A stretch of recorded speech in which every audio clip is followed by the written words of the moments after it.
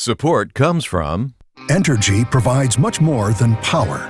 We support science and engineering at local schools to build a brighter path to better jobs and help prepare the next generation. Because together, we power life. Entergy.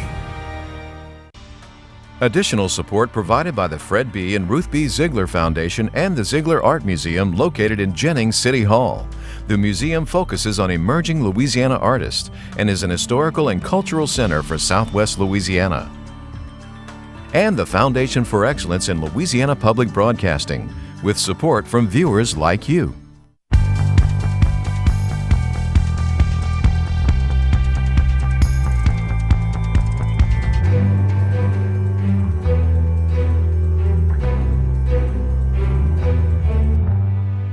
Once they figure out there's something better for them, a lot of them are ready to make that change. Using inmates to teach other prisoners. It represents less dollars that the state is having to spend outside of funding government itself. Cutting back outside contracts. My legs are still attached to my body. They're an important part of my overall health. The platform to help others with disabilities. Hi everyone, I'm Andre Morrow. Much more on those stories in a moment on this week's edition of SWI. But first on our broadcast, a look at headlines that are making news across Louisiana. An incurable plant disease is causing major damage to the $250 million a year rose business in the U.S. The virus recently spread to Shreveport and the home of the American Rose Society Gardens, the largest U.S. park devoted to the national flower. Texas A&M is leading a $4.6 million multi-state study of the virus that causes the rose rosette disease and the wind-blown mite that spreads it. The virus has been found in 30 states. Car insurance premiums in Louisiana, some of the highest in the country, are showing a smaller rise this year. That's the word from Insurance Commissioner Jim DONELON, who spoke to this week's Baton Rouge Press Club. DONELON says rates have gone up 2.1% this year, about half the amount of increase through midway last year. For all of 2017, rates climbed 8.7%. DONELON says rates are up because of increases in crashes and insurance claims. What's driven our rates and every other state's rates up, no question about it, number one and 1A is distracted driving. Not only is it driving rates up, it's killing American motorists in record numbers.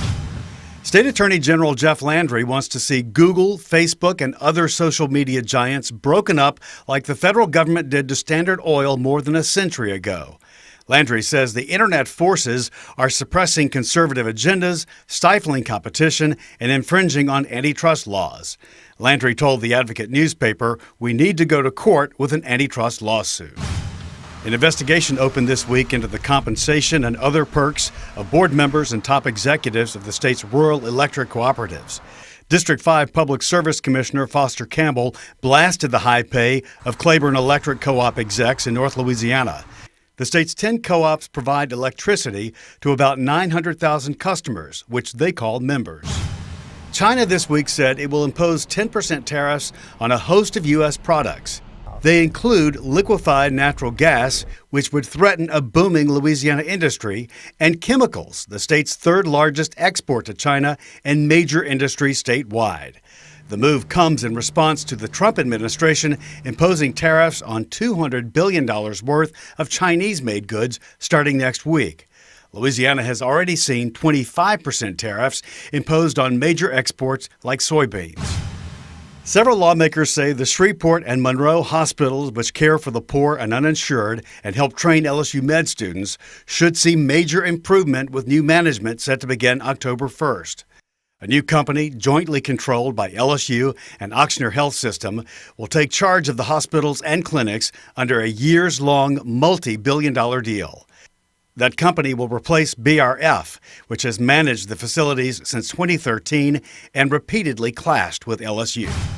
Before UL Lafayette plays host to Coastal Carolina Saturday night at Cajun Field, the athletic department is collecting supplies at the stadium to send to those affected by Hurricane Florence. Coastal Carolina is located 80 miles southwest of Wilmington, North Carolina, where the storm made landfall a week ago.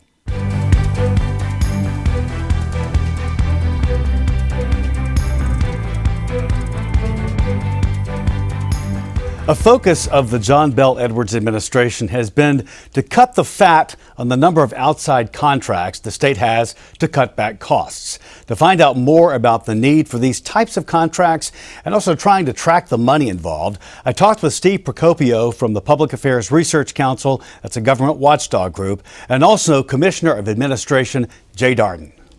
We see the number of state contracts down from just over 14,000 to 10,500. How does that correlate, though, to money? Well, it's been a point of emphasis for us to try and reduce the number of contracts overall and keep the dollars more within state government. It represents less dollars that the state is having to spend outside of funding government itself, doing more inside. I don't have an exact dollar number of savings. A lot of the contracts are smaller contracts. A lot of the dollars are used up by the big contracts that have to, for example, fund operation of the Medicaid program or the manner in which we track all the recipients of Medicaid, for example. Huge dollars to pay a company to do that because the state doesn't have the wherewithal to make that happen. When you look at the value of contracts, it doesn't correlate necessarily to the amount of money. And it doesn't correlate directly to amount of that you're going to save because you may have to still provide the function no matter what it may be. But the point of emphasis for this administration was to come in and first identify the number of contracts. The state did not know how many contracts it had until we got here. It does seem hard to believe. It was shocking to us. But we actually were able to quantify the number we had and then eliminate some that were not functioning anymore and then eliminate others when it came time to budget cutting, saying cut this as part of your budget cutting. Do this first. Get rid of some of these private contracts. How do you decide what's essential, what's discretionary? Well, if a contract is serving a purpose that the governmental agency or department would have to perform anyway, that would be an essential service that it's performing. And most of the contracts are going to fall into that category. I mean, we're spending money with third parties because there are not enough state employees or we do not have the expertise to complete the project that may be required. So that's where most of the money goes. Now, sometimes you can have a contract that may not involve money at all because maybe it's never fulfilled. Maybe you have a contract to do some service that in case of, but never actually happens. A good example is in anticipation of a disaster like a hurricane. We have a contract in place for people to be able to provide food immediately if we set up shelters. That contract is not going to be triggered unless and until some people are in shelters. And that's an example of what you're talking about. When you look at PAR and the work that you guys do, what is some of the work you do which might keep an eye on contracts and the money spent like this? I think it's important to see contracts are one of many ways that government spends money. So PAR is a watchdog over government spending and government budgeting and fiscal issues. So this is just one piece of the puzzle. We want to know if government's increasing its spending, why? Is that going to good use? Or is it being used inefficiently? And contracts might be part of that, as well as other purchases or employees or lots of different ways. Contracts are just one way of spending money. How easy is it to keep an eye on that and to know what's what? It can be very difficult. Some of these contracts, they're online and you can see a lot of some of the details of which they are, but you can't get all of the details. You can't actually see a copy of the contract. And that's something that everyone wants to do. The legislature and the governor have all said they would like to put these contracts online. It's just a matter of resources and time. How do you tell if a contract is a valuable one or if it's a waste of money? There's no easy answer. Some contracts that look like a waste of time to some people are going to be vital to others. It's like any other type of spending in government. My trash is your treasure. How could there be even more accountability over the actual number of contracts that we have? Well, there's going to be, as long as this administration is in place, because we're monitoring it very carefully. We're reporting to the legislature on a regular basis because the Legislative Budget Committee took an interest in this matter as well. And we've been working along with that committee to explain what we're doing and to report on a regular basis. And we're going to continue to do that. As part of our budget process, for example, we'll begin in November planning for next year's budget. I'll have all the departments coming in and meeting with us to talk about their budget needs. And one of the questions I ask all the secretaries is, tell me what you're doing with contracts. Tell me which ones you're able to eliminate, you're able to reduce, or you're able to change so that they're provided by an entity of government. For example, the universities, great source of knowledge and resource, and we ought to be contracting more with our own partners in state government than having to go somewhere else to provide that service. You know, there's some, though, that are saying the numbers aren't accurate. There are always going to be critics of this administration no matter what. It's politically motivated, and they're saying we're not doing enough or whatever the case may be. They're making some ludicrous statements like we're not disclosing everything or whatever, which is completely wrong and irresponsible for elected officials like that to make those comments. But there always is going to be criticism of the way government works, and government can always work better and improve, and we work every day to try and improve. There's news now of our surplus, which you're going to have. Great Tell news. us about that. We think, and we won't know for sure until the end of the calendar year when our consolidated annual financial report is finalized. We think we'll have a surplus of about $300 million from last year's budget, the year that ended June 30th of this year. You always want to have a surplus, and you talk about the critics. Some critics have been complaining, well, we didn't need to fix the cliff. Well, that's ludicrous. The cliff was a temporary tax the legislature voted for that was rolling off the books and had to be replaced. You want to have a surplus because you never know exactly what your revenue picture is going to be to the penny. We have a revenue estimating conference. We estimate what we think taxes will bring in. You're never going to hit it right on the nail right on the head.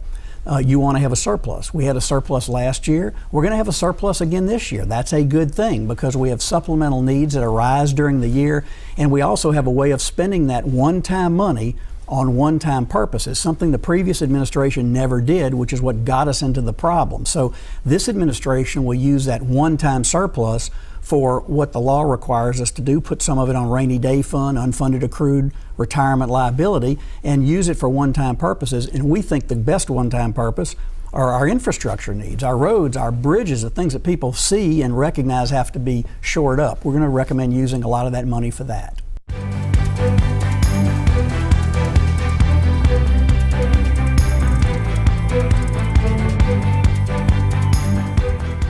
Well, there's a state effort underway to tackle that statistic that you just saw there of 1 in 3 prisoners returning to jail. But Kelly Spires was at Elayn Hunt Correctional Center this week, and she learned about a program that the prison is doing on its own. That's right. About 8 months ago, older inmates with a legacy of good behavior moved into a dorm with young men who routinely caused trouble for prison officials. The result? Officials say there has been a dramatic fall in fights and behavioral incidents. Now, I do want to be respectful of victims and warn that inmates at Hunt are heavily featured in what you're about to see. It's day 1 of a 45-day transition program and hopefully the first step in changing the rest of these inmates' lives. As I told y'all earlier, transition is about going from one place to the other. Where they are now, angry, resentful, ego-driven. Where they could go, fulfilled, at peace, selfless. Even in prison. Trying to help them build a bridge to be successful while they're here and ultimately when they get out of prison. So, because we don't want to see people just basically continue the cycle of incarceration, continue the cycle of criminal thinking, continue the cycle of negativity. Hayward Jones is an inmate at the Elayn Hunt Correctional Center, but he's the leader of a program that takes some of the roughest prisoners and shows them what they're missing in their outlook on life. We work with our most problematic part of the prison. We work with the guys who are constantly in cell blocks, constantly getting in trouble, and trying to get their minds headed in the right direction. Fox 7 is a housing unit where prisoners who were released from the punitive cell block went before going back to Gen Pop. When I first came to Elayn Hunt's Correctional Center, Fox 7 was the place nobody wanted to work. Security or offenders didn't want to be in Fox 7 just because of the cycle of negativity. Just a lot of fights, a lot of drama all the time. It was just a area where just if it was something that was going on, it was going on in Fox 7. Deputy Warden Perry Stagg says the environment has completely changed. When we have an incident, we'll call it it's called a beeper. You'll hear it over the radio. They'll say beeper Fox 7, and they'll go and they'll clear the beeper. There'll be a fight or this or that or the other. We hardly ever have a beeper on Fox 7 anymore. You don't hear it anymore. So you have somebody that you can go to when you're hot-headed or your temper's flaring, but look, somebody can come and pull your coat. Somebody can calm you down, talk to you. Okay, let's do this. Let's have a healthy dialogue, and let's have a healthy way of dealing with even the things that we disagree with. Jones says their attitudes make sense when you figure in a background that gave them few communication tools. Most people that are incarcerated had either some substance abuse issues, parents or family members that were incarcerated, bad environments, whatever, and dealing with traumatic experiences from youth or childhood or whatever. STAGG says this program works in part because it's led by inmates, not prison officials. Not that they're better at it than we are, but the offenders relate to them better than they relate to us. And so these guys come from similar backgrounds with similar life experiences, and the other offenders trust them more than they trust us. We found that it works even better having the offenders deliver it to offenders because there's just a better bond, a better relationship there. Troy Knight is another inmate mentor. Basically, as being a mentor, I just try to make people better because at one time, I was that person. I could relate to everything they're going through. I could understand their position. I could see what they're doing before they do it. I had some older guys and a guy that served as my inmate pastor just pull me over, not even knowing me. Hey man, look, you're a leader, you have these certain qualities, but you're not living up to your potential, and just different things like that. I had people engaged in my life, and so I've seen it work because I'm a product of it. Budget cuts during former Governor Bobby Jindal's administration led officials to stumble on the structure of this program by necessity. Over time, as our budget started to get reduced, our staff diminished in those areas, and so we started looking for other ways to deliver these services. We've got all these inmates that have been with us for all this time. We know them very well. They've gone through all kind of educational courses and everything, and we see the skills they have. We're with them on a daily basis. And so we began to try to use some of these guys to deliver some of these services, the self-help, the substance abuse, the anger management. STAGG says straightening out in prison paves the way for a successful life on the outside. We're trying to decrease recidivism right here inside the prison. So a guy who stays in trouble and stays in the cell block, and every time he makes it in the general population, he gets in trouble again and goes back, that's our recidivism. So if we can break that cycle here, where they quit recidivating back to the cell block, then that's one step towards defeating recidivism on the street. If we can fix it here, then we have a better chance of fixing it when they go home. The transition program is just one part of a suite of mental and behavioral health services provided by Hunt that aren't available anywhere else in the state other than Angola. Just about pretty much every severe mental health case in the state and Department of Corrections comes here to Hunt. And I watch our mental health staff work along with security and work directly, individually with these mental health patients that are incarcerated here. And I've just been so impressed by their dedication and their work ethic and their skill that they use when they're doing this. They've got a tough job, real tough job. We don't have a lot of mental health services on the streets. A lot of those guys, we've kind of become a de facto mental health hospital here in the Department of Corrections. STAGG is still compiling the data to back up the success of the program, but he says he doesn't need the numbers to know the prison is more safe. You see the guys that used to be in the cell block all the time, now you see them walking around the walk.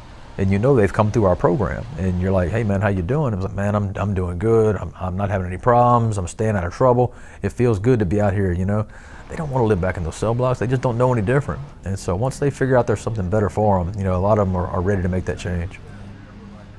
STAGG says he's had conversations with parish-level prison officials about how to institute programs like this at the local level. All right, Kelly, thank you so much for that. And as we mentioned, the state is working on its own plans to tackle recidivism through a package of bills passed last year. The Justice Reinvestment Act has the goal of reducing the state's once highest in the nation incarceration rate. Pushed by Democrat Governor John Bel Edwards, the legislation received bipartisan support. Now, just over a year later, the reforms have become a political football, with criticism coming from high-profile Republicans rumored to be running against Edwards for governor. This month, Louisiana Public Square examines how well the reforms are working and what challenges remain. If what you do is you just willy-nilly allow people to get out of jail early, right, without any type of criteria, without any type of upfront training, without the ability to screen them, without the ability to properly probate them, we've seen recidivism will increase. I think one of the criticisms, and it's a legitimate criticism, is that we're not doing enough yet to prepare these prisoners for reentry. It's been sort of slapdash, and there hasn't really been a holistic approach to training them and getting them ready. And that is going to be a big problem if the state doesn't get a handle on doing it the right way. You can watch the program Revisiting Reform. It airs on Louisiana Public Square. That's next Wednesday at 7 p.m. here on LPB.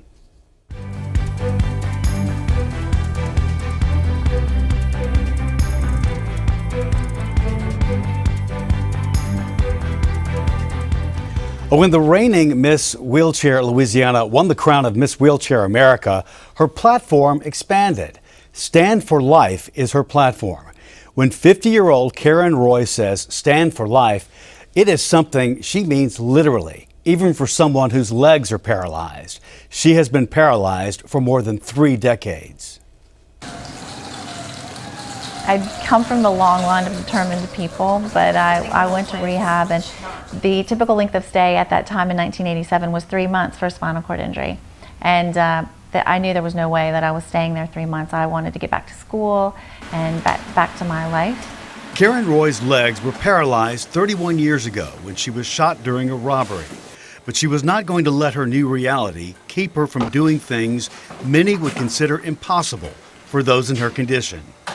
This year, in winning the crowns of Miss Wheelchair Louisiana and then Miss Wheelchair America, she's been given a bigger stage to voice what she learned would keep her healthy in that life-altering moment at 19. My platform has been my mantra from the beginning of my accident. I knew that standing was going to increase my bone density and improve circulation. I knew that the electrical stem was going to increase blood flow and keep muscle tone on my legs.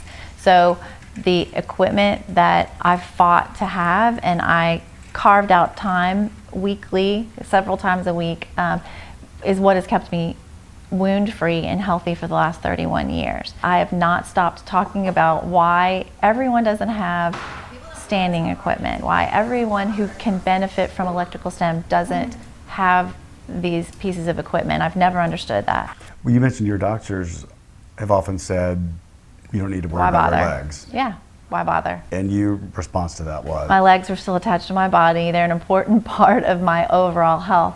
This mother of 3 travels the country, sometimes weekly, spreading the word about technologies that exist and that offer preventative care. This standing robotic device is the most advanced piece of equipment she's used. It lets her move around her house and in her kitchen, where she can do things that would be difficult from a wheelchair. And you mentioned specifically that you've not had the typical injuries that someone in your predicament would face. People every day that have new injuries, and within months you can have a wound. Within weeks you can have a urinary tract infection. The wounds become so bad that they end up to a bone infection, people becoming septic, and it's eventually what killed Christopher Reeves was a very bad decubitus breakdown that eventually turned him septic and then caused his death. Her platform is giving her a voice at Louisiana's state capitol and in the nation's capital. We're fighting right now in DC for them to carve out a special category specifically for custom wheelchairs. A lot of people don't realize the difference between an airport wheelchair, a chair you see after you break your leg, versus a highly customized chair for someone who lives in it. What CMS, for the Center of Medicare and Medicaid, call an accessory to a chair is a component like a cushion or this custom back that keeps me midline, that prevents me from having a wound. This cushion is highly customized. Everyone should have access to the devices that keep people healthy. It shouldn't be for the privileged few who have enough money or a good enough job that they can afford to pay for these things out of pocket. We can now control our home from our phone. You know, we have smart houses, but we won't pay for a standing frame for someone who's paralyzed. It's time to catch up. I plan to use this opportunity to its fullest potential in spreading the word about technology and people with disabilities. Now, Karen is also working to promote and produce the next Miss Wheelchair Louisiana event. That's December 1st at Baton Rouge Rehab Hospital. They're still looking for candidates who can be in that pageant. When you ask a Chitimacha tribal member how long their people have been in Louisiana, they will tell you we have always been here. Known as the people of many waters, a recent discovery linking directly to their past is deepening that belief. While excavating the depths of the soil on his land, dirt-filled business owner Jamie Ponville found a buried treasure of sorts. About 30 feet below the land's surface, Ponville uncovered an intact dugout canoe. Located near the South Louisiana community of Belle River in Assumption Parish, on an older waterway, once known as the River of the Chitimachas, laid the vestige of the ancient Louisiana tribe. Carbon dating on the vessel dates it back some 1,500 years.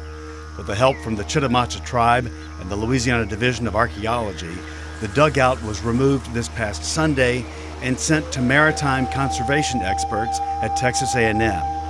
There it will undergo a 3 to 5 year preservation process. When it's returned, the hope is that it will be displayed at the tribe's reservation near Sharonton in St. Mary Parish.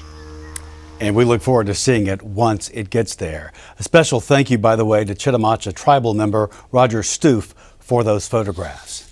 And that's our show for this week, everyone. Remember, you can watch LPB on demand on your phone or tablet with our LPB Anywhere app. The download is free from your app store. You can catch LPB news and public affairs shows and also other Louisiana programs that you've come to enjoy over the years. And please remember, follow us on Facebook, Twitter, and Instagram. For everyone here at Louisiana Public Broadcasting, I'm Andre Morrow. Thanks so much for watching. Until next time, that's the state we're in.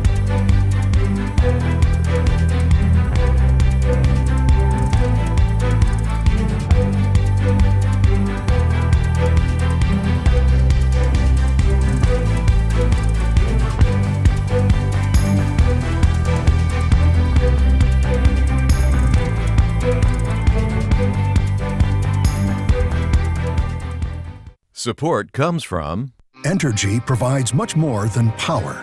We support science and engineering at local schools to build a brighter path to better jobs and help prepare the next generation. Because together, we power life. Entergy. Additional support provided by the Fred B. and Ruth B. Ziegler Foundation and the Ziegler Art Museum located in Jennings City Hall. The museum focuses on emerging Louisiana artists and is an historical and cultural center for Southwest Louisiana.